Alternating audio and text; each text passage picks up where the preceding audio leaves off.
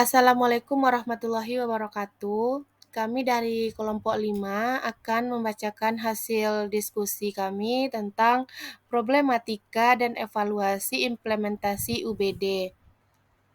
Yang mana anggota kelompok 5 ada Dwi Sandria Eka Putri, Febi Mulyani, Gebi Anandawe, Hilda Putri Rizalti, Izzatul Jannah Aderiska, dan Laila Fitri. Problematika atau permasalahan, serta solusi apakah yang akan terjadi jika menerapkan kurikulum menggunakan UBD. Kali ini kelompok 5 berperan sebagai guru. Understanding by Design atau UBD merupakan paradigma pendidikan yang menyarankan merancang kurikulum yang secara terbalik atau backward design dan dapat mengarah pada pengembangan pemahaman peserta didik yang lebih mendalam. UBD dimulai dengan tujuan utama, yaitu pengembangan dan pendalaman pemahaman siswa dalam hal ide-ide besar dan bertahan lama dalam disiplin akademik. Untuk mencapai hal ini, siswa perlu mendemonstrasikan 6 aspek pemahaman, yaitu kapasitas untuk menjelaskan, menafsirkan, menerapkan, mengubah perspektif, memiliki empati, dan menilai diri sendiri, menurut MC 3 tahun 2010. Meskipun pendekatan ini diterima secara luas, namun dalam pelaksanaan di lapangan atau di sekolah masih terdapat permasalahan yang muncul atau yang dialami. Salah satunya permasalahan penerapan kerangka UBD sebagai siswa. Problematika atau permasalahan yang pertama yaitu masih banyak peserta didik yang mengalami kesulitan untuk mengikuti pola UBD. Hal ini dikarenakan karena kemampuan peserta didik tidak bisa diukur sama. Contoh, ada peserta didik yang bisa terlibat aktif pada pembelajaran di kelas, tetapi ada juga yang hanya sebagai peserta yang pasif. Yang bisa dilakukan oleh seorang peserta didik adalah belajar sesuai dengan kemampuan mereka serta tidak malu untuk mengungkapkan pendapat ataupun bertanya jika mereka tidak mengerti atau memahami pelajaran.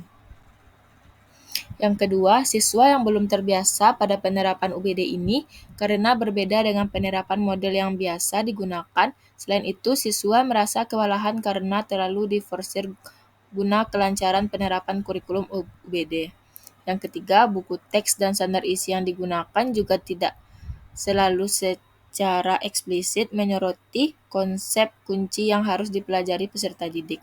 Jadi buku teks belum mendukung peserta didik jika kurikulum menggunakan kerangka UBD. UBD juga membutuhkan pengembangan profesional yang ekstensif sebelum pelaksanaannya yang cukup menyita waktu dan mungkin bahkan dalam hal finansial. Terakhir, para kritikus juga berpendapat bahwa meluangkan waktu untuk melatih siswa berpikir kritis dan reflektif akan menguras waktu dari tema sentral pelajaran yang dimaksud. Solusi untuk menghadapi permasalahan tersebut ialah dikarenakan keterbatasan sumber yang terdapat dalam buku teks yang disediakan oleh pemerintah untuk sekolah, maka yang pertama, guru harus mampu mengembangkan perangkat pembelajaran yang sesuai dengan kebutuhan peserta didik, agar dapat mendukung penerapan kurikulum menggunakan UBD. Hal tersebut dapat didukung oleh semakin berkembangannya teknologi zaman sekarang. Yang kedua, guru dapat menciptakan pembelajaran UBD semenarik mungkin agar peserta didik tidak bosan dalam penerapannya dan lebih bisa memahami penerapannya dengan cepat. Yang ketiga, sebagai peserta didik yang belum terbiasa dan belum mengetahui alur UBD dalam pembelajaran, maka mereka harus siap berkolaborasi dengan untuk mengimplementasikan UBD sesuai dengan kebutuhan dan fase perkembangannya.